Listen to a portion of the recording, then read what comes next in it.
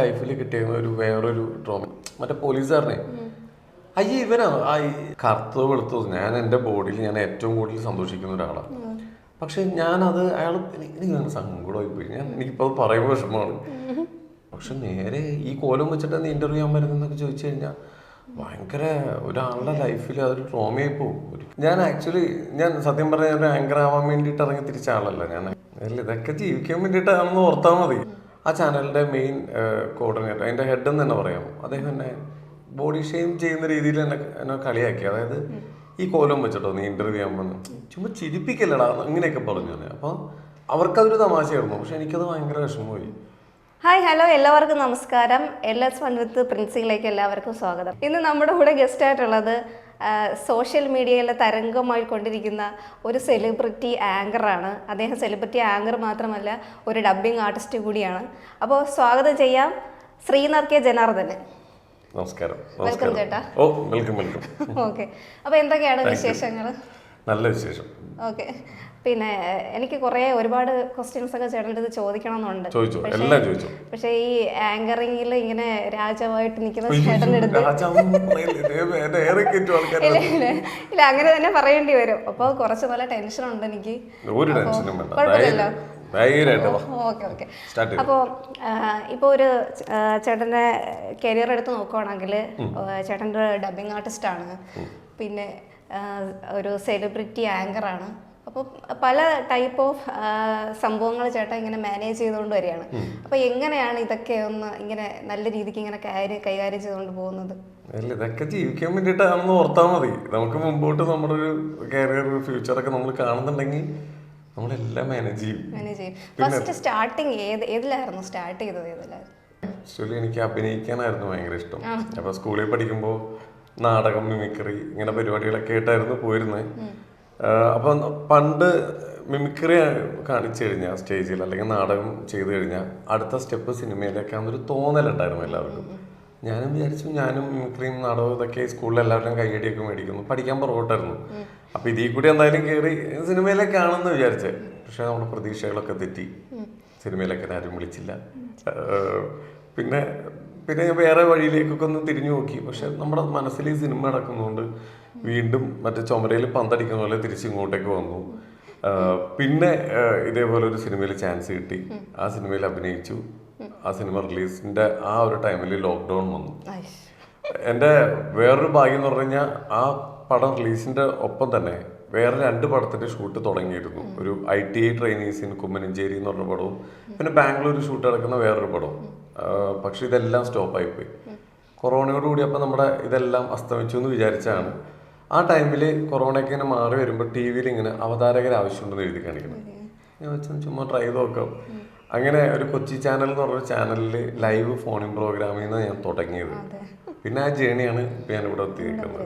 അപ്പോൾ എനിക്ക് അടുത്തത് ഇനി ചോദിക്കാനുള്ളത്, ഇപ്പോൾ ഈ ഒരു ജേർണിയിൽ ഇപ്പോൾ ശ്രീനാഥ് എന്ന് പറയുന്ന ഒരു സാധാരണ വ്യക്തിയിൽ നിന്നും ഇപ്പോൾ ഈ കാണുന്ന ഒരു ലെവലിൽ ഒരു ആർട്ടിസ്റ്റിലേക്ക് വന്ന് എത്തി നിൽക്കുമ്പോൾ അല്ലല്ല ഇപ്പോൾ ഒരു ആർട്ടിസ്റ്റ് ആണല്ലോ, ഒരു സെലിബ്രിറ്റി ആർട്ടിസ്റ്റ് ആണ്. അപ്പോൾ ഈ ഒരു ഇതിലോട്ട് വന്ന് നിൽക്കുമ്പോൾ ചേട്ടന് തിരിഞ്ഞു നോക്കുമ്പോൾ ഒരുപാട് കാര്യങ്ങളുണ്ടായിരിക്കും. നെഗറ്റീവായിട്ടുള്ള ഒത്തിരി കാര്യങ്ങൾ ഫേസ് ചെയ്യേണ്ടി വന്നിട്ടുണ്ടാവും. അതുപോലെ തന്നെ പോസിറ്റീവായിട്ടുള്ള ഒരുപാട് കാര്യങ്ങൾ നമ്മുടെ മെമ്മറിയിലുണ്ടാവും. അങ്ങനെ എന്തെങ്കിലും മനസ്സിൽ ഇപ്പോഴും സൂക്ഷിക്കുന്ന എന്തെങ്കിലും കാര്യങ്ങളുണ്ടോ? നെഗറ്റീവായിട്ടെന്ന് പറഞ്ഞാൽ ഞാൻ മുമ്പ് ഒരു ഇന്റർവ്യൂവിൽ പറഞ്ഞിട്ടുണ്ട്. കാരണം നമുക്ക് ആഗ്രഹമുള്ളൂ എല്ലാവർക്കും എന്തെങ്കിലും ആവണം. ഇന്നെന്ന് പറഞ്ഞു കഴിഞ്ഞാൽ എല്ലാവരെയും കൈപിടിച്ച് കയറ്റാൻ പാരൻസ് ആണെങ്കിലും സോഷ്യൽ മീഡിയ ആണെങ്കിലും കുറേ ഓപ്ഷൻസ് ഉണ്ട്. എൻ്റെയൊക്കെ ചെറുപ്പത്തിൽ ആരും ഇല്ല. എല്ലാവർക്കും പേടിയായിരുന്നു നമ്മളിത് എവിടേക്ക് പോകുന്നതെന്ന്.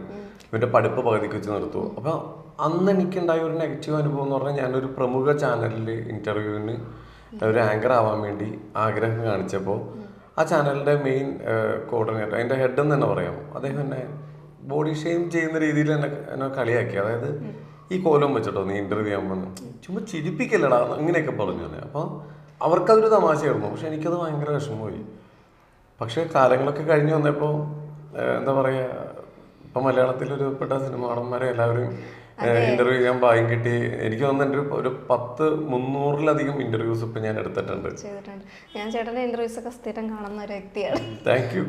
അപ്പോൾ നമുക്ക് കിട്ടുന്ന ചില സംഭവങ്ങളായിരിക്കും നമ്മുടെ മനസ്സിൽ ഒരു വാശിയാണ് എവിടെയെങ്കിലും എത്തിച്ചേരണമെന്നുള്ളത്. എനിക്ക് അന്ന് വാശിനെക്കാട്ടും കൂടുതലേ എനിക്കൊന്ന് വിഷമം എന്താന്ന് വെച്ച് കഴിഞ്ഞാൽ, ഒരാൾ നമ്മുടെ മുമ്പിൽ ഒരു ചാൻസ് ചോദിച്ചു വരുമ്പോൾ അയാളെ നമുക്ക് പറഞ്ഞ് മനസ്സിലാക്കാം, സുഹൃത്തെ നമുക്ക് ഇപ്പൊ അങ്ങനെ ഒരു ഓപ്ഷൻ ഇല്ല, ഇനി ഉണ്ടാവുമ്പോൾ വിളിക്കാം. ഇനിയിപ്പോൾ ഇതിനെ കൊണ്ടൊന്നും പറ്റിയില്ലെങ്കിലും അവൻ്റെ ഉള്ളിലൊരു ആഗ്രഹമുള്ളതുണ്ടല്ലോ വന്നേ, അപ്പോൾ പറയാം, നമുക്ക് നല്ല രീതിയിൽ പറഞ്ഞു കൊടുക്കാം. അതായത് നമുക്ക് വേറൊരു ദിവസം ഇതുപോലത്തെ ഒരു ഓപ്ഷൻ വരുമ്പോൾ ഞാൻ വിളിക്കാം. പക്ഷെ നേരെ ഈ കോലം വെച്ചിട്ട് ഇന്റർവ്യൂ ചെയ്യാൻ വരുന്നതെന്നൊക്കെ ചോദിച്ചു കഴിഞ്ഞാൽ ഭയങ്കര ഒരാളുടെ ലൈഫിൽ അതൊരു ട്രോമയായി പോകും. ഒരിക്കലും അങ്ങനെ ചെയ്യാൻ പാടില്ല. പക്ഷെ അന്ന് ആ ടൈമിൽ എനിക്ക് ഭയങ്കര വിഷമമൊക്കെ ആയിരുന്നു.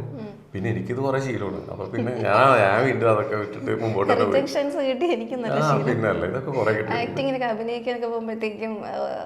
അത് ഞാൻ പറയാം. അഭിനയിക്കാൻ പോയപ്പോ അത് ഞാൻ പറയാം, മക്ബൂൽ സൽമാന്റെ ഒരു സിനിമ കേട്ടോ, അങ്കമാലിയിലാണ് അതിന്റെ ക്യാമ്പ്. ഷൂട്ട് തുടങ്ങാൻ ഒരു 4-5 ദിവസമുള്ളൂ. അവിടെ ഫുൾ ടീം അവിടെ വന്നിരിക്കുന്ന ആർട്ടിന്റെ ആൾക്കാരോടൊക്കെ പട്ടിയൊക്കെ ഇങ്ങനെ അടിച്ചിങ്ങനെ സെറ്റ് ഇടുന്നു. അപ്പൊ അതിന്റെ അസോസിയേറ്റ് ഡയറക്ടർ എന്നെ വിളിച്ചിട്ട് പറഞ്ഞു, എടാ അതിലൊരു പോലീസുകാരന്റെ ക്യാരക്ടർ നിനക്ക് പറ്റിയ സാധനമാണ്, നീ വാ എന്നൊക്കെ പറഞ്ഞു. എന്നെ ഭയങ്കരമായിട്ടോ, അനൂപ് എന്നാണ് എൻ്റെ പേര്, എന്നെ വിളിച്ചു. അപ്പൊ ഞാൻ എന്തായാലും നമുക്ക് ചാൻസ് കിട്ടിയേക്കണേണല്ലോ, പ്രൗഡി കുറയ്ക്കണ്ട. ഞാൻ എൻ്റെ കൂട്ടുകാരന്മാരെ കൂട്ടി, എടാ വാടാ നമുക്കൊരു സെറ്റിൽ പോകാൻ, എൻ്റെ സിനിമയുടെ കാര്യം ഡിസ്കസ് ചെയ്യാനുണ്ട്, അപ്പം നമുക്ക് പോകാന്ന് പറഞ്ഞിട്ട് ഞങ്ങൾ എല്ലാവരും കൂടി. അന്ന് എൻ്റെ കൂടെ വന്ന കൂട്ടുകാരന്മാരെ ചിലപ്പോൾ ഇന്റർവ്യൂ കൂടെ ആയിരിക്കട്ടെ അറിയുന്നത്. ഞങ്ങൾ അവിടെ ചെന്നിട്ട് ഞാൻ ഇവരോട് പറഞ്ഞാൽ നിങ്ങൾ, അപ്പോൾ ഇവരൊക്കെ കണ്ടു ഇങ്ങനെ സെറ്റും പരിപാടികളൊക്കെ കണ്ടു. കുറേ ഉള്ളിലേക്ക് പോകണോട്ടാ, മാള വഴി ഇങ്ങനെ ഉള്ളിലേക്കൊക്കെ പോകണം. അപ്പോൾ ഒരു ഈവനിങ് ടൈമിൽ എത്തിയേക്കണേ. അപ്പോൾ ഞാൻ ഇവരോട് പറഞ്ഞാൽ നിങ്ങൾ അവിടെ വെയിറ്റ് ചെയ്യും. അപ്പോൾ അവർ പറഞ്ഞാൽ നീ കയറിക്കോ, ഞങ്ങളൊരു ചായ കുടിച്ചിട്ട് വരാമെന്ന് പറഞ്ഞിട്ട് അവർ പോയി. ഞാൻ ഹാപ്പിയാണ്, കാരണം അവരെന്തായാലും കണ്ടല്ലോ, എൻ്റെ സെറ്റപ്പൊക്കെ കണ്ടു. ഞാൻ അകത്ത് ചെന്നപ്പോൾ നമ്മൾ ഈ പണ്ടത്തെ സിനിമയുടെ ഡയറക്ടറെ കാണിക്കൂലേ, തലയിൽ ഒരു വട്ടത്തൊപ്പിയൊക്കെ വെച്ച്, അതേപോലെ ഞാൻ ഡയറക്ടറാണ് എന്ന് തെളിയിക്കുന്ന രീതിയിൽ കോസ്റ്റ്യൂമിലേക്ക് ഒരാളോടെ ഇരിക്കുന്നു, ബുക്കൊക്കെ വായിച്ച് എഴുതുന്നു. അപ്പോൾ ഞാൻ അവിടെ പോയിട്ട് ഭയങ്കര, അപ്പോൾ നമുക്കൊരാളെ നമ്മൾ വിളിച്ചേക്കുന്നേ ഉള്ളൂ, ഞാൻ ഭയങ്കര ബഹുമാനത്തോടുകൂടി ഇങ്ങനെ നിൽക്കുക. പുള്ളി എന്നെ ഇങ്ങനെ നോക്കി, എന്നിട്ട് ഞാൻ അനൂപ് പറഞ്ഞിട്ട് വന്നതാണ്. എൻ്റെ അനൂപ് വന്നു. അനൂപ് വന്നിട്ട്, സാർ ഇതാണ് ഞാൻ പറഞ്ഞ ആർട്ടിസ്റ്റ്. അയാളിങ്ങനെ എന്നെ ഇങ്ങനെ നോക്കിയിട്ട്, ഏത്? അപ്പോൾ അനൂപ് പറഞ്ഞു, മറ്റേ പോലീസുകാരനെ. അയ്യേ ഇവനാ, അത് നമ്മൾ വെളുത്തൊരു പയ്യനെ, ഇതിപ്പോ എല്ലാവരും ആ ഫ്രെയിമിൽ കുറെ കരിമുട്ടികൾ നിർത്തി പോലെ പോകും, അതൊന്നും പറ്റൂല. എനിക്ക് സത്യം പറഞ്ഞാൽ അങ്ങനെയൊക്കെ പറയാൻ വിഷമം വരാത്ത ഒരാളാണ്. പക്ഷെ അന്ന് എന്തോ എനിക്ക് ഇയാളത് എൻ്റെ മുമ്പിൽ ഇരുന്നിട്ട് കറുത്തോ വെളുത്തോ, ഞാൻ എൻ്റെ ബോഡിയിൽ ഞാൻ ഏറ്റവും കൂടുതൽ സന്തോഷിക്കുന്ന ഒരാളാണ്. പക്ഷെ ഞാനത് എനിക്ക് സങ്കടമായി പോയി. എനിക്കിപ്പോൾ അത് പറയുമ്പോൾ വിഷമമാണ്. എനിക്ക് ഏറ്റവും വിഷമം ഇത് മാത്രമല്ല, പുറത്ത് എൻ്റെ കൂട്ടുകാരന്മാരെ ഇരിക്കുക, എൻ്റെ അഭിനയിച്ചിട്ട് എനിക്ക് എൻ്റെ ചാൻസ് കിട്ടിയിട്ട് എഗ്രിമെന്റ് ചെയ്ത് പുറത്തേക്ക് ഇറങ്ങുന്നത് കാണാൻ അതെനിക്ക് ഭയങ്കര ട്രോമയായി. എൻ്റെ ഏറ്റവും ബെസ്റ്റ് ഇവിടെ എൻ്റെ ലൈഫിൽ ഏറ്റവും കൂടുതൽ എന്നെ സപ്പോർട്ട് ചെയ്ത 2 പേരാ, നന്ദു അനന്തു, എൻ്റെ 2 ഫ്രണ്ട്സാണ്. ഞാൻ ആദ്യം അവരെ വിളിച്ചിട്ട് ഈ കാര്യം ഞാൻ പറഞ്ഞപ്പോൾ കരഞ്ഞുപോയി. എന്താ പറയുക, ഞാൻ ഇപ്പോഴും പറയുന്നു, എനിക്ക് അങ്ങനെ പറയുമ്പോൾ വിഷമം വരാത്തൊരാളോ. പക്ഷെ എനിക്ക് ആ മൊമെന്റ് ഓർക്കുമ്പോൾ, കാരണം നമ്മളൊക്കെ ഇങ്ങനെ ഒരു ആഗ്രഹം കൊണ്ടാണല്ലോ ഓരോരുത്തരുടെ ചെല്ലുന്നത്. അപ്പോൾ അവന്മാരെന്നോട് പറഞ്ഞതെന്ന് വെച്ച് കഴിഞ്ഞാൽ, പോവാൻ പറയണ, നീ അതിൻ്റെ അപ്പുറം കാണിച്ചിട്ട് ഇപ്പോൾ ഒരു ചാനലിൽ ലൈവ് ഫോണിൻ പ്രോഗ്രാം ചെയ്യും. ഞാൻ ആ ടൈമിൽ ലൈവ് TV കേരള എന്ന് പറഞ്ഞൊരു ചാനലിലെ കേരള ഹെഡാണ്. ആ ടൈമിൽ വീണ്ടും നമ്മുടെ ഉള്ളിൽ അഭിനയമോഹം കൊണ്ട് ചെന്നാണ്. അപ്പോഴാണ് ഈ കൊട്ട് കിട്ടിയത്. ഞാൻ തിരിച്ചിങ്ങോട്ട് പോകുന്നു. പക്ഷെ ആ പടം പിന്നെ ഇറങ്ങിയിട്ടൊന്നുമില്ല കേട്ടോ, ഞാൻ പ്രാഗിയിട്ടൊന്നുമില്ല കേട്ടോ, സത്യമായിട്ടും. പക്ഷേ എനിക്ക് ലൈഫിൽ അത് നമ്മൾ ഇച്ചിരി വലുതായി, ഇത്തിരി പക്വത, ഇതൊരു 1.5 വർഷം മുമ്പത്തെ കാര്യമായിട്ട് പറയുന്നത്. എനിക്ക് ലൈഫിൽ കിട്ടിയേക്കുന്ന വേറൊരു ട്രോമ. എനിക്ക് ട്രോമയല്ല, ഞാൻ ചിന്തിക്കുന്നതെന്ന് പറഞ്ഞു കഴിഞ്ഞാൽ, ഇതേപോലെ എത്ര ആൾക്കാർ ഇത് കേൾക്കുന്നുണ്ടാവും. ഓക്കെ, ഞാൻ എൻ്റെ ബോഡിയിൽ ഞാൻ ഹാപ്പിയാണ്, കാരണം എനിക്ക് ദൈവം എന്താ പറയാ 2 കാലും കൈയും കണ്ണൊക്കെ തന്നിട്ടുണ്ട്. ഇതൊക്കെ ഇല്ലാത്ത എന്തോരം ആൾക്കാർ നമ്മുടെ നാട്ടിലുണ്ട്. അല്ല, ഇത്രയും നല്ല സുന്ദരനായിട്ടുള്ള ഒരു ചേട്ടനാക്കിയിട്ടാണ് അവര് പറഞ്ഞത്. കണ്ണ് നല്ല പ്രത്യേകതയുള്ള കണ്ണാണ്. എന്റെ കണ്ണിനൊക്കെ എത്ര ബോഡി ഷേപ്പിംഗ് കിട്ടിയിട്ടുള്ളത് അറിയാം. പക്ഷെ ഞാൻ ഇപ്പൊ അതൊക്കെ എനിക്ക് ഹാപ്പിയാണ്. എന്നോട് ആക്ടർ സൈജു കുറുപ്പ് പറഞ്ഞിട്ടുണ്ട്, എനിക്ക് നിനക്കും ഒരു പേര് വിളിക്കും, ഒരു പേരാണ് ഉണ്ടക്കണ്ണാന്ന് വിളിക്കും. പക്ഷെ എടാ നീ പേടിക്കണ്ട, ഒരു ടൈമിൽ നീ വലിയ ആളാവുമ്പോ ഈ കണ്ണ് ട്രെൻഡ് ആവും, നീ നോക്കി. അത്രേ ഉള്ളൂ. നമ്മുടെ ചേട്ടന്റെ ഇപ്പൊ ആങ്കറിങ്ങിന്റെ ഏത് വർക്ക് എടുത്ത് നോക്കിയാലും പെട്ടെന്ന് നമ്മളെ അട്രാക്ട് ചെയ്യുന്നത് ആരായാലും കണ്ണിന്റെ ഒരു പ്രത്യേകത. വേറെ ആരോ പറഞ്ഞു, സലിംകുമാർ സാറിന്റെ മകന്റെ, എല്ലാവരും പറയും സലിംകുമാറിന്റെ മോനാണ്, ചന്തുവിനെ പോലെ ഉണ്ടത്. ആ ചന്തു ഇത് കേട്ടിട്ട് അവിടെ കിടന്ന് തുള്ളണ്ടാവും ഇവനേതാ. ഇല്ല ഓക്കെ, അങ്ങനെ എങ്ങനെയൊക്കെയാണ് എനിക്ക് കിട്ടിയേക്കുന്ന നെഗറ്റീവ് അനുഭവം ഉണ്ടായിരുന്നു. പിന്നെ പോസിറ്റീവായിട്ട് പറഞ്ഞു കഴിഞ്ഞാൽ എൻ്റെ ഒരുപാട് നല്ല സുഹൃത്തുക്കളും എന്നെ പഠിപ്പിച്ച അധ്യാപകർ ഇങ്ങനെ കുറേ പേര് എന്നെ സപ്പോർട്ട് ചെയ്യാൻ, എന്നെ ഇവിടം വരെ എത്തിക്കാൻ വേണ്ടി. ഞാൻ നേരത്തെ പറഞ്ഞ വീണ്ടും മെൻഷൻ ചെയ്യാം, നന്ദു, അനന്തു, ഈ രണ്ടുപേരും എൻ്റെ കൂടെ എൻ്റെ ഫേസ് ഒന്ന് മാറി അല്ലെങ്കിൽ ഞാൻ എവിടെയെങ്കിലും ഡൗൺ ആയാൽ എന്നെ പൊക്കിക്കൊണ്ടുവരാൻ രണ്ടുപേരുണ്ട്. എൻ്റെ രണ്ട് കൈ പോലെയാണ് അവരൊക്കെ ഉള്ളത്. അതേപോലെ ഒരുപാട് സുഹൃത്തുക്കൾ, എൻ്റെ വീടിൻ്റെ അടുത്തുള്ള സുഹൃത്തുക്കൾ ഒരുപാട് പേരുണ്ട്. ഒരുപാട് നന്ദി പറയണമെങ്കിൽ ഒരുപാട് പേരോട് പറയാനുണ്ട്. എൻ്റെ കൂട്ടുകാരുടെ അമ്മമാരുണ്ട്, എൻ്റെ ഫാമിലി, എല്ലാവരും ആരും എന്നോട് നോ പറഞ്ഞിട്ടില്ല. ഫാമിലി സപ്പോർട്ടും ഫ്രണ്ട്സിന്റെ ഒക്കെ സപ്പോർട്ട് കിട്ടുന്നത് വലിയ ഒരു കാര്യം തന്നെയാണ്. തീർച്ചയായിട്ടും. ആദ്യമൊക്കെ ഇവരൊക്കെ ഇവർക്കൊക്കെ പേടിയായിരുന്നു. നമ്മളെ ഇങ്ങനത്തെ ഒരു പരിപാടിക്ക് ആരും വിടില്ലായിരുന്നു. തീർച്ചയായിട്ടും എന്റെ വീട്ടിലും ഇതായിരുന്ന അവസ്ഥ ഇതായിരുന്നു. അതൊരിക്കലും പാരന്റ്സ് അങ്ങനെ പറയുമ്പോൾ കുട്ടികൾ നെഗറ്റീവ് അടിക്കേണ്ട കാര്യമില്ല. കാരണം അവർ ഫ്യൂച്ചറാണ് കാണുന്നത്. സിനിമയുടെ പുറകെ പോയി ഇവന്റെ ലൈഫ് കൊണ്ട് കളയും, ഈ പേടി അവർക്കൊക്കെ. പക്ഷെ കാലക്രമേണ നമ്മളത് ആത്മാർത്ഥമായിട്ട് തെളിയിച്ചു കഴിഞ്ഞപ്പോൾ അവരൊക്കെ ഹാപ്പി. ഇപ്പൊ എല്ലാത്തിനും കൂടെ നിൽക്കുന്നത് അവരൊക്കെ തന്നെ. അതാണ്. അപ്പൊ പ്രത്യേകിച്ച് ഈ ഒരു ഫീൽഡിന് ഒരു നെഗറ്റീവ് ആൾക്കാർ പറയുന്നുണ്ട്. ചില ഏരിയകളിൽ സിനിമയായാലും അങ്ങനെ ഒരു പണ്ടുള്ള ആൾക്കാരുടെ മനസ്സിൽ കൂടുതലും അത് ഒരു ഭയങ്കര സംഭവമായിട്ട് ഇരിക്കും. പക്ഷെ ഇപ്പൊ അത് വലിയ പ്രശ്നമില്ല. ഇപ്പൊ ഞാനായാലും പണ്ട് എനിക്ക് ഒരു ഷൂട്ട് എടുക്കാൻ വേണ്ടിയിട്ട് ഞാൻ ഒറ്റയ്ക്ക് എറണാകുളത്തൊക്കെ ഓഡീഷന് ഒറ്റയ്ക്ക് പറയാതെ വന്നിട്ടുണ്ട്. സത്യമായിട്ട് അന്ന് വീട്ടിൽ നിന്ന് ആവശ്യം പോലെ അടി ഇഷ്ടം പോലെ കിട്ടിയിട്ടുണ്ട്. പക്ഷെ അന്ന് സപ്പോർട്ടല്ല. പക്ഷെ ഇന്ന് ഞാൻ എൻ്റെ അമ്മയുടെ അടുത്ത് ഞാൻ പറഞ്ഞു ഇത്ര മണിയാവും, ലേറ്റ് ആവും, ഇത്ര മണിയാവും. ഇപ്പൊ അവർക്കതൊരു പ്രശ്നമേ അല്ല. അവരൊക്കെ എല്ലാം മനസ്സിലായി. നമ്മൾ ചെയ്യുന്നത് കറക്റ്റ് ആണെന്ന് പറഞ്ഞു കഴിഞ്ഞാൽ എല്ലാവരും നമ്മുടെ കൂടെ നിൽക്കും. നമ്മൾ ആത്മാർത്ഥമായിട്ട് പണിയെടുത്താൽ മതി. എന്തിനാണ് നമ്മൾ ഫോക്കസ് ചെയ്യുന്നത്? ഞാനിപ്പോ ഇവിടെ എത്തി നിൽക്കുന്നത് ഞാൻ പറഞ്ഞു ഇത്രയും കുറെ സപ്പോർട്ടുകൾ എനിക്ക് കിട്ടിയോണ്ട് തന്നെയാണ്. പിന്നെ എൻ്റെ ഉള്ളിൽ എനിക്കൊരു ലക്ഷ്യം ഉണ്ടായിരുന്നു. ഞാൻ പുറകോട്ടില്ല, ഇനി മുമ്പോട്ട് തന്നെ ഈ ഒരു മേഖലയിൽ എവിടെയെങ്കിലും തന്നെ. മാത്രമല്ല ഞാൻ നേരത്തെ പറഞ്ഞില്ലേ, ആക്ടിംഗ് ആണ് ഫോക്കസ് ചെയ്യുന്നത്, അതിലും ഞാൻ ചോദിക്കും. ഒരിക്കലുമില്ല. അടുത്തത്, ആദ്യമായിട്ട് പിന്നെ ഒരു ഡബിങ് ആർട്ടിസ്റ്റ് ആദ്യമായിട്ടൊരു വർക്ക് ചെയ്യുമ്പോൾ കിട്ടിയ എത്ര പേയ്മെന്റ് ആണ് കിട്ടിയതെന്ന് ഓർമ്മയുണ്ടോ? അയ്യോ, ആദ്യമായിട്ട് എന്നെ സംബന്ധിച്ച് എനിക്ക് വലിയ എമൗണ്ട് ആയിരുന്നു. ഞാൻ ആദ്യമായിട്ട് ഡബ് ചെയ്തപ്പോൾ ഒരു ദിവസം എനിക്ക് 1000 രൂപ കിട്ടിയത്. ഞാൻ ഒന്നും ചെയ്തിട്ടില്ല. ഞാൻ ക്രൗഡ് ഡബ് ചെയ്യാനാണ്. അതായത് ഇപ്പം ഇങ്ങനെ ജസ്റ്റ് മറിങ്ങും. ഇപ്പോൾ ഒരു ബാങ്കാണ് കാണിക്കണമെങ്കിൽ പുറകിൽ ആൾക്കാർ സംസാരിക്കുന്നത്, ഇപ്പോൾ മാർക്കറ്റ് ആണെങ്കിൽ പുറകിൽ ആൾക്കാരുടെ സംസാരം, ഇത്ര ഒന്ന് രണ്ട് വാക്യം പറഞ്ഞോളൂ, എനിക്ക് 1000 രൂപ കിട്ടി. ഭയങ്കര ഹാപ്പി ആയിരുന്നു. കൊള്ളാലോ. ഞാൻ 1-2 ഡബിങ് ചെയ്തു, 3 ഷോർട്ട് ഫിലിമിൽ ഡബ് ചെയ്തിട്ടുണ്ട്. വലിയൊരു ആർട്ടിസ്റ്റ് എന്റെ അടുത്തിരിക്കുന്നേ. എന്നിട്ടാണ് ഞാൻ ചെറുതാണെന്ന് പറഞ്ഞോണ്ടിരുന്നത് തുടക്കം. ഇല്ല, അത് ഷോർട്ട് ഫിലിമാണ്. Short film. അതിന് എന്റെ ഫസ്റ്റ് പേയ്മെന്റ് 500 രൂപ ഒരു ദിവസം. ഇപ്പോഴും അഭിനയിച്ചിട്ട് 5 വയസ്സിൽ കിട്ടാത്ത ആൾക്കാർ എന്തോരം പേര് കാണുന്നുണ്ടാവും അറിയാമോ? ആ ഫസ്റ്റ് 500 രൂപ എനിക്ക് തന്നത് സംഗീതേട്ടനാണ്. ചങ്ക സംഗീതേട്ടൻ. ഇതുവരെ നോക്കുവാണെങ്കിൽ ഒരുപാട് ആർട്ടിസ്റ്റുകളെ വെച്ചിട്ട് ചേട്ടൻ ഇന്റർവ്യൂസ് ചെയ്തിട്ടുണ്ട്. അതിൽ ഏറ്റവും ബെസ്റ്റ് ആയിട്ട് അല്ലെങ്കിൽ കൂടുതൽ മെമ്മറബിൾ ആയിട്ട് നിൽക്കുന്ന ഒരു ആർട്ടിസ്റ്റ് ആരെങ്കിലും പറയാൻ പറ്റും? അങ്ങനെ എന്താ വെച്ചാല് നമ്മള് എല്ലാ ആർട്ടിസ്റ്റുകളെ നമുക്ക് കമ്പയർ ചെയ്യാൻ പറ്റില്ല. അവർക്ക് എല്ലാവർക്കും ഓരോ ക്വാളിറ്റി. നമ്മൾ ഞെട്ടും. പ്രത്യേകിച്ച് നമ്മുടെ പഴയ ആർട്ടിസ്റ്റുകൾ, നമ്മുടെ നേരത്തെ മുതലുള്ള നമ്മുടെ മുകേഷ് ഏട്ടനായിക്കോട്ടെ, ജഗദീഷ് ഏട്ടനായിക്കോട്ടെ, ഇവരുടെ അടുത്തൊക്കെ ചെല്ലുമ്പോൾ നമുക്ക് ഓരോരോ പുതിയ സാധനങ്ങൾ കിട്ടുക. ഞാൻ ഓരോരുത്തരുടെ പ്രത്യേകത, വളരെ കുറച്ച് പേരുടെ പ്രത്യേകത പറയാം. പഴയ നമ്മൾ കുറച്ച് മുമ്പേ തൊട്ടുള്ള ആൾക്കാരെ വെച്ച് നോക്കുകയാണെങ്കിൽ ജഗദീഷ് ഏട്ടൻ്റെ ഇൻ്റർവ്യൂവിൽ നമ്മൾ സംസാരിക്കുമ്പോൾ മലയാളം എവിടെയെങ്കിലും നമ്മൾ തെറ്റിക്കഴിഞ്ഞാൽ മോനെ അങ്ങനെയല്ല ഇങ്ങനെ പറയും, പറഞ്ഞു തരും, കറക്റ്റ് ക്ലിയർ ആക്കി തരും. അതിൽ മനോജ് കെ ജയൻ സാറ് പച്ചയായിട്ടുള്ള മലയാളം സംസാരിക്കുന്ന ഒരു ആർട്ടിസ്റ്റിനെ ഞാൻ കണ്ടേക്കുന്നത്. അതും നല്ല വളരെ രസകരമായിരുന്നു. ഇങ്ങനെയൊക്കെ പറയുമോ? അത് നമുക്ക് കേൾക്കാൻ തന്നെ ഒരു വല്ലാത്തൊരു സംഭവമാണ്. മനോജ് കെ ജയൻ സാർ പാട്ട് പാടും. അതുപോലെ എനിക്ക് എന്നെ ഒരു ഇന്റർവ്യൂ കഴിഞ്ഞിട്ട് എന്നെ ഒരു പേഴ്സണൽ കോണ്ടാക്ട് വെച്ചിട്ട് ഒരാളുടെ നല്ലതിന് വേണ്ടിയിട്ട് എന്നെ ഇങ്ങോട്ട് വിളിച്ചിട്ട് പല അഡ്വൈസും തന്നേക്കുന്ന, പല നല്ല കാര്യങ്ങളും പറഞ്ഞു തന്നേക്കുന്ന, എൻ്റെ ലൈഫിൽ എന്തെങ്കിലും ഒരു മാറ്റം വരുത്താൻ എൻ്റെ കൂടെ നിന്നേക്കുന്ന ഒരു ആർട്ടിസ്റ്റാണ് സൈജു കുറുപ്പേട്ടൻ. ഞാൻ തന്നെ ആലോചിച്ചിട്ടുണ്ട്, ഈ ചേട്ടൻ എന്ത് കാര്യമുണ്ട് എന്നെയൊക്കെ ഇങ്ങനെ വിളിക്കുന്നത്, എനിക്ക് വേണ്ടി സംസാരിക്കുന്ന വേറെ ഡയറക്ടർ വിളിക്കുക, ഇവൻ്റെ ഞാനിങ്ങനെ അത് എന്നെയായിട്ടുള്ള അനുഭവം വെച്ച് പറയാട്ടോ. പിന്നെ എല്ലാവരും നല്ലവരാണ്. പക്ഷെ എന്നോട് ഇത്തിരി പേഴ്സണലി ഒരു അറ്റാച്ച്മെന്റ് കാണിച്ചേക്കുന്ന ആൾക്കാർ. പിന്നെ ബിബിൻ ജോർജ് ഒക്കെ ഞങ്ങൾ ഒരുമിച്ച് കലാപങ്ങളിലൊക്കെ ഒരുമിച്ച് പഠിച്ചതാണ്. ഇങ്ങനെ കുറെ പേരുണ്ട്. പിന്നെ ആസിഫ് അലിയുടെ ഇന്റർവ്യൂ എനിക്ക് ഭയങ്കര ഇഷ്ടമാണ്. ഞാൻ കോളേജിൽ പഠിച്ചപ്പോൾ ഞാൻ ആദ്യമായിട്ട് അടുത്ത് കാണുന്ന സെലിബ്രിറ്റിയാണ് ആസിഫ് അലി. ഞങ്ങളുടെ കോളേജിൽ ഗസ്റ്റ് ആയിട്ട് വന്ന. പിന്നെ അജു വർഗീസ്, അജുവേട്ടനൊക്കെ ഞാൻ പോഡ്കാസ്റ്റ് ഒക്കെ കേട്ടിട്ടുണ്ട്. അജുവേട്ടൻ പിന്നെ ടിനി ടോം എല്ലാം കുറെ പേരുണ്ട്. എല്ലാവർക്കും അവരുടേതായിട്ടുള്ള ക്വാളിറ്റി ഉണ്ട്.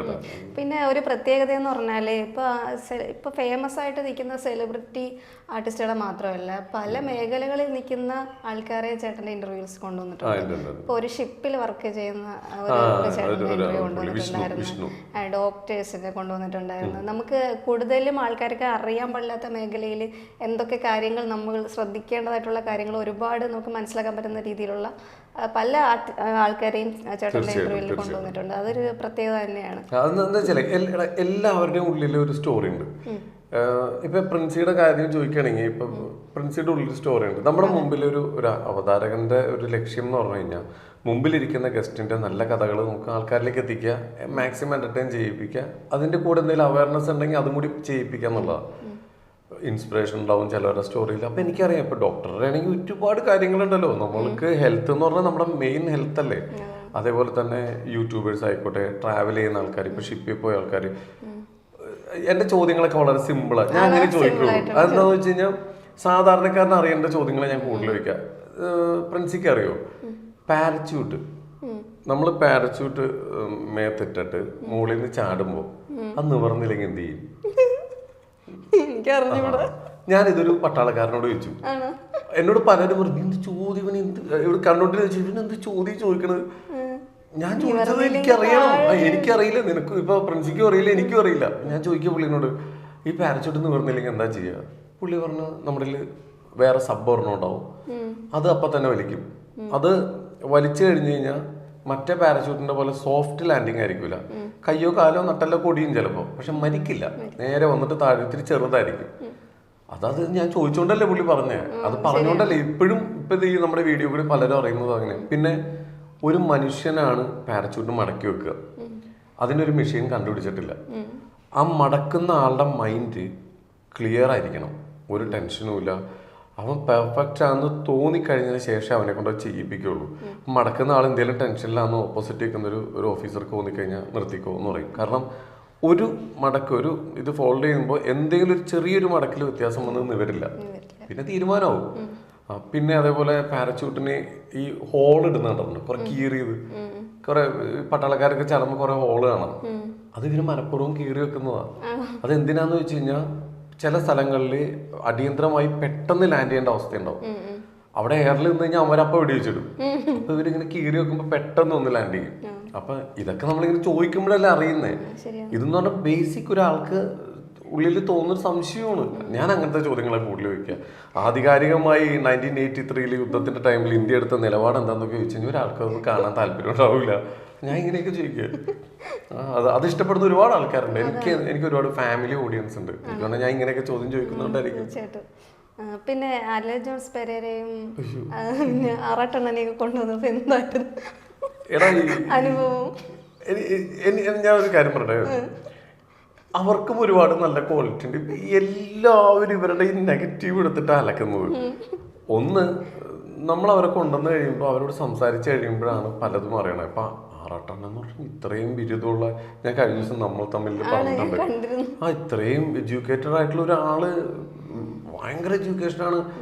ലുലുവിലെ ക്രോസ് വേൾഡിൽ നിന്ന് തന്നെ അയാൾ 300 ബുക്ക് പർച്ചേസ് ചെയ്തിട്ടുണ്ട്. ബുക്ക് എന്തോരം ബുക്കാ വായിക്കുക.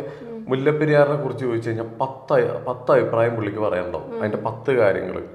എന്തിനെ കുറിച്ച് ചോദിച്ചാൽ പുള്ളിക്ക് പൊളിറ്റിക്സ് ആയിക്കോട്ടെ എന്തിനെ കുറിച്ച് നോളജ് ഉണ്ട്. പക്ഷെ പുള്ളി നെഗറ്റീവ് റീച്ച് വേണം പുള്ളിക്ക്. അത് പുള്ളിക്കാരൻ തന്നെ അതുകൊണ്ട് പുള്ളി ഇടയ്ക്ക് കുറച്ച് മസാല കണ്ടന്റ് എടുത്തിട്ടുണ്ട്. പക്ഷെ പുള്ളിക്ക് ഇപ്പുറത്തെ സൈഡ് കുറെ നല്ല വശങ്ങളുണ്ടെന്നേ. ഞാനത് നമ്മുടെ ഇന്റർവ്യൂ കൂടി ഞാൻ പറയിപ്പിച്ചിട്ടുണ്ട്. പണ്ണ ഇങ്ങനത്തെ നല്ല, ഇപ്പൊ എന്നോട് ലാസ്റ്റ് എനിക്ക് സത്യം ചെയ്തിട്ടുണ്ട്. നമ്മൾ തമ്മിൽ ഇന്നിപ്പോ ഞങ്ങളൊരു വനിതയിൽ വെച്ചിട്ട് ഞങ്ങളെ മീഡിയക്കാരൊക്കെ വളഞ്ഞപ്പോ അണ്ണൻ എന്റെ മുമ്പിൽ വെച്ച് സത്യം ചെയ്തു, ഇനി ഞാൻ കുറെ നല്ല കണ്ടന്റ് ഇടാൻ പോവാ, നിങ്ങളൊക്കെ സപ്പോർട്ട് ചെയ്യണേ. സപ്പോർട്ട് ചെയ്തോളൂട്ടാ. അവരൊക്കെ അടിപൊളിയാ, അവരൊക്കെ എന്റർടൈൻമെന്റ് ആണ്. ഇപ്പോഴും നമ്മള് ഒരു നോക്കിയ ഒരു ഇന്റർവ്യൂല് 20 മിനിറ്റ് വരുന്ന ഇന്റർവ്യൂല് ഒരു 5 മിനിറ്റ് അവർക്ക് വേണ്ടി നമ്മൾ മാറ്റി വെച്ചു. അപ്പൊ നമ്മൾ അവർക്കൊരു വാല്യൂ കൊടുക്കുന്നുണ്ട്. അവർ എന്തൊക്കെ കാണിച്ചോട്ടെ. ഒരു സൈഡിലുണ്ട്, അവരാരും ഉപദ്രവിക്കുന്നില്ല, പിന്നെ എന്തെങ്കിലുമൊക്കെ ചെയ്തോട്ടെ അങ്ങനെ പിന്നെ വിചാരിച്ചു. ഓവറായിട്ട് ആൾക്കാർ പുള്ളിയുടെ കമന്റ്സ് ഒക്കെ നോക്കി തന്നെ പലരും ഭയങ്കരമായിട്ട് പുള്ളിനെ അറ്റാക്ക് ചെയ്യുന്നുണ്ട്. അതൊക്കെ കാണുമ്പോൾ ചെയ്യും പാവം അങ്ങനെ പറയണ്ടായിരുന്നു. ഇതിന്റെ അപ്പുറം നമ്മുടെ ഇവിടുത്തെ രാഷ്ട്രീയം എടുത്തു നോക്കിക്കോ, അല്ലെങ്കിൽ ഏത് മേഖല എടുത്ത് നോക്കിക്കോ, ഇതിന്റെ അപ്പുറം കാണിച്ചു കൂട്ടുന്ന ആൾക്കാരല്ലേ ഇവിടെ. ഇപ്പൊ പൊളിറ്റിക്സ് ആണെങ്കിൽ തന്നെ ഈ കരിങ്കൂടി കാണിക്കുന്നതിന്റെ പേരിൽ എന്തൊക്കെ കാണിക്കുന്നുണ്ട്, അതുപോലെ തന്നെ പല പ്രതിഷേധങ്ങളുടെ ഇടയിൽ എന്തൊക്കെ കാണിക്കുന്നുണ്ട്, എത്ര നേതാക്കന്മാർ എത്ര കേസുകളിൽ പോയി പെടുന്നുണ്ട്. അതൊക്കെ ആൾക്കാർക്ക് വലിയ പ്രശ്നമില്ല. ഈ അലൻ ജോസൊക്കെ ഒരു കല്യാണ വീട്ടിൽ വന്നിട്ട് ഡാൻസ് കളിച്ചാൽ അവൻ്റെ അച്ഛനെ വിളിക്കുക, അമ്മക്ക് വിളിക്കുക. ഇനി മനസ്സിലാവുള്ള ഈ സൊസൈറ്റി ഇത് എന്തൊക്കെ കാണിച്ചിട്ടുണ്ട്. പിന്നെ ഓരോരുത്തരുടെ റെസ്ട്രേഷൻ തീർക്കട്ടെ. ഇപ്പൊ നമ്മുടെ ഇന്റർവ്യൂവിന്റെ ഇടയിൽ രേണുസുതി ആയിരുന്നു, ഇപ്പൊ അവര് രേണുസുതി ചേട്ടൻ ഇന്റർവ്യൂ ഞാൻ ഇങ്ങനെ പെട്ട എല്ലാവരും ഇന്റർവ്യൂ ചെയ്തിട്ടുണ്ട്, ഇങ്ങനെ എല്ലാവരും ചെയ്തിട്ടുണ്ട്. രേണു ചേച്ചി ആണെങ്കിൽ കല്യാണി പ്രിയദർശൻ അവരെയൊക്കെ ലോക ടീമിനെ ചെയ്തിട്ടുണ്ട്. അതെങ്ങനെയുണ്ടായിരുന്നു? അടിപൊളിയായിരുന്നു. ഇപ്പൊ ലോകയുടെ ആ ടൈമിലൊക്കെ ലോകയുടെ എൻ്റെ ഒരു വൈറൽ ഇന്റർവ്യൂ ഉണ്ടായിരുന്നത്. മീൻസ് ചന്തു സെലിംകുമാർ കുഞ്ചാക്കോ ബോബനെ സ്ക്രീനിൽ കാണുമ്പോ എന്ന് പറഞ്ഞൊരു സംഭവം അത് ഭയങ്കര വൈറലായിരുന്നു. അടിപൊളി. ഈ സിനിമയുടെ ഇന്റർവ്യൂ ഒക്കെ വരുമ്പോ നമ്മുടെ ഓപ്പോസിറ്റ് ഇരിക്കുന്ന ഒരു നല്ല വൈബാണെങ്കിൽ കിടിലിന് ഇന്റർവ്യൂ ആയിരിക്കും. ചിലവർക്ക് ചിലപ്പോൾ ഇൻട്രോവേർട്ടൊക്കെ ഉണ്ടാവും. അപ്പൊ എന്താ പ്രശ്നം എന്ന് വെച്ച് കഴിഞ്ഞാൽ എന്തൊക്കെയുണ്ട് സുഖം, ഓക്കെ, പുതിയ പടങ്ങൾ ഏതൊക്കെയാ വരുന്നുണ്ട്, ഇത്രയൊക്കെ പറയുള്ളൂ. അപ്പൊ നമ്മൾക്ക് ചോദ്യങ്ങളൊക്കെ തീർന്നു, എന്തൊന്ന് തേങ്ങി പറയണ അങ്ങനെ ആയി പോകുന്നുള്ളൂ. അപ്പൊ അങ്ങനത്തെ കുറച്ച് പ്രശ്നങ്ങളൊക്കെ നമുക്ക് പറ്റാറുണ്ട്. പക്ഷെ രസമാണ് ഇന്റർവ്യൂ എന്ന് പറഞ്ഞാൽ ഓരോരുത്തരെ ഡെയിലി കാണുന്നു, അവരുടെ വിശേഷങ്ങൾ ചോദിച്ചറിയുന്നു, അത് ടെലികാസ്റ്റ് ചെയ്യുന്നു, കുറെ തെറി കേൾക്കുന്നു, കുറെ നല്ല അഭിപ്രായങ്ങൾ കേൾക്കുന്നു. അപ്പൊ ഷൂട്ടൊക്കെ ഇല്ലാത്ത ദിവസങ്ങൾ എന്തൊക്കെയായിരിക്കും? അടുത്ത ഷൂട്ടിന് ആരെ കൊണ്ടുവരണം എന്നുള്ളതിന്റെ പ്ലാനിങ് ആയിരിക്കും. ഇനി എന്താണ് ഇവിടെ ചെയ്യേണ്ടത്, ആരെയാണ് ഇന്റർവ്യൂ ചെയ്യേണ്ടതെന്നുള്ളത്. ഫ്രണ്ട്ഷിപ്പിനൊക്കെ ഒരുപാട് വാല്യൂ കൊടുക്കും. ഞാൻ ഒരുപാട് റീൽസിലും കാര്യങ്ങളിലും കണ്ടിട്ടുണ്ട്. ഒരു എല്ലാവരുമായിട്ടൊക്കെ ചില്ലായിട്ട് ബർത്ത്ഡേയുടെ ഒരു പാർട്ടി ഉണ്ടായിരുന്നു. ചേട്ടന്റെ എന്റെ ബർത്ത്ഡേയുടെ പാർട്ടി ഇപ്പൊ എനിക്ക് എന്റെ ബർത്ത്ഡേ ആവശ്യം ഒരു 5-6 വർഷമായിട്ടുള്ളൂ ശരിക്കും പറഞ്ഞാൽ. അതിന് മുമ്പ് എനിക്ക് എന്റെ ബർത്ത്ഡേ ഞാൻ ഓർക്കാറും കൂടി ഇല്ല. ചില ദിവസങ്ങൾ ചില ഫ്രണ്ട് സർക്കിളിൽ നമ്മളൊന്ന് പെടുമ്പോഴായിരിക്കും നമ്മുടെ പല ഡേറ്റിന് ഇമ്പോർട്ടൻസ് വരുന്നത്. നമ്മുടെ ബർത്ത്ഡേക്ക് നമ്മളെടുത്തൊരു വണ്ടി, നമ്മളെക്കാട്ടിയും കൂടുതൽ ഓർത്തിരിക്കുക നമ്മുടെ ഫ്രണ്ട്സൊക്കെ ആയിരിക്കും. അപ്പം അത്രയും നല്ല സുഹൃത്തുക്കൾ വന്നു കഴിഞ്ഞാൽ നമ്മുടെ ഓരോ മിനിറ്റിനും ഓരോ സെക്കൻഡിനും വാല്യൂ നമുക്ക് കിട്ടും. അതേപോലത്തെ ആൾക്കാരെ കൂടെ കൂട്ടിയാൽ മതി. ഇപ്പം 4-5 വർഷമായിട്ട് എൻ്റെ ബർത്ത്ഡേ റിസോർട്ടൊക്കെ എടുത്തിട്ട് ആഘോഷിക്കുന്നത്. ഞാൻ പ്ലാൻ ചെയ്തെന്നല്ല, അത് അവർ തന്നെ പ്ലാൻ ചെയ്യുന്നത്. അപ്പോൾ അവർ ആ ഡേ അവർ അത്രയും ഇമ്പോർട്ടൻ്റ് ആണ് അവർക്കും. ചേട്ടൻ്റെ ഒരു പ്രത്യേകത എന്തെന്ന് വെച്ചാൽ ഞാൻ പറയാം, പ്രേക്ഷകർക്കും കൂടെ മനസ്സിലാവാൻ വേണ്ടിയിട്ട്. ഇപ്പോൾ ഇത്രയും വലിയ വലിയ ചാനലുകളൊക്കെയാണ് ചേട്ടനെ ഇൻ്റർവ്യൂവിന് വേണ്ടിയിട്ടൊക്കെ ക്ഷണിക്കുന്നത്. അപ്പോൾ ഞാനിപ്പോൾ സ്റ്റാർട്ട് ചെയ്തിട്ടേ ഉള്ളൂ.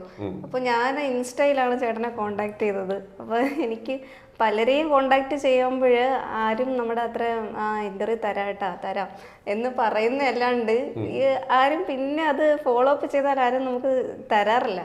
പക്ഷേ ചേട്ടൻ അന്ന് തൊട്ടേ ഏത് മെസ്സേജ് അയച്ചാലും ആ സ്പോട്ടിൽ തന്നെ ആ മെസ്സേജിന് റിപ്ലൈ ഇടും. ഓക്കേടാ ചെയ്യടാന്നൊക്കെ പറഞ്ഞിട്ട് ഇതുവരയ്ക്കും പല പ്രാവശ്യം ചെയ്യണമെന്ന് വിചാരിച്ചിട്ടും അത് ഡിലേ ആയി പോയതാ. എന്താ ഒരു കാര്യം കൂടി പറയട്ടെ, ഞാനൊരു ആങ്കറാണ്. ഞാൻ പല ഗസ്റ്റിനും മെസ്സേജ് ഇടാറുണ്ട്. അപ്പൊ അവര് നമുക്ക് ഡേറ്റ് തരാൻ അവരുടെ ബുദ്ധിമുട്ടുകൊണ്ടായിരിക്കും നീണ്ടു പോകുമ്പോൾ ആ ഒരു ബുദ്ധിമുട്ട് നമ്മൾ മനസ്സിലാക്കുന്നത് എപ്പോഴും. അപ്പോൾ പ്രിൻസിപ്പൽ എനിക്ക് എൻ്റെ ഒരു ഇന്റർവ്യൂവിന് വേണ്ടി വിളിക്കുമ്പോൾ ഞാനത് ഉറപ്പായിട്ടും തന്നെ എന്ത് തിരക്കണ്ടെങ്കിലും മാറ്റും. കാരണം നമ്മൾ ആവശ്യമുള്ളതുകൊണ്ടല്ലേ വിളിക്കുന്നത്. പിന്നെ ഒരിക്കലും ചെറിയ ചാനലിൽ നിന്നൊന്നും പറയണ്ട. കാരണം ഇപ്പൊ ഞാൻ പോകുന്ന എല്ലാ ചാനലും ആണെങ്കിലും തുടക്കം വളരെ ചെറുതെന്നല്ലേ നമ്മൾ തുടങ്ങുന്നത്. നമ്മൾ ആദ്യം നടന്നു തുടങ്ങിയിട്ടില്ല. നമ്മൾ ജനിക്കുമ്പോൾ നമ്മൾ നടക്കില്ല. അവിടുന്ന് നടന്നു തുടങ്ങിയിട്ടല്ലേ നമ്മൾ ഓടാൻ തുടങ്ങുന്നത്. എല്ലാം കൂടെ വരും കേട്ടോ. നമ്മൾ കറക്റ്റ് ആയിട്ടാണ് ആത്മാർത്ഥയോടാണ് മുമ്പോട്ട് തുടങ്ങി നാളെ കേരളമല്ല ലോകം അറിയപ്പെടുന്ന ഒരു ചാനലിന്റെ തലപ്പത്തിരിക്കും ധൈര്യമായിട്ടിരുന്നു. ഓ ഉറപ്പായിട്ടും. പക്ഷെ നന്നായിട്ട് പറഞ്ഞ പോലെ ഒന്നും അല്ല കേട്ടോ, നന്നായി ഒരു ഫ്ലോയിൽ പോകുന്നല്ലോ, നല്ല കൂളായിട്ടാണ് പോകുന്നുണ്ട്. അപ്പോൾ ഇത്രയും ചേട്ടന് ഒരുപാട് ഷൂട്ടും കാര്യങ്ങളൊക്കെ ഉണ്ട്. അപ്പോൾ ആ ടൈമിനിടയിൽ നമുക്ക് കുറച്ച് സമയം ചേട്ടൻ തന്നു. അതിന് എനിക്ക് വളരെയധികം നന്ദിയുണ്ട് ചേട്ടൻ്റെ അടുത്ത്. ഇനിയും ഒരുപാട് ഇൻ്റർവ്യൂസും കാര്യങ്ങളൊക്കെ ചെയ്യാൻ പറ്റട്ടെ. അത്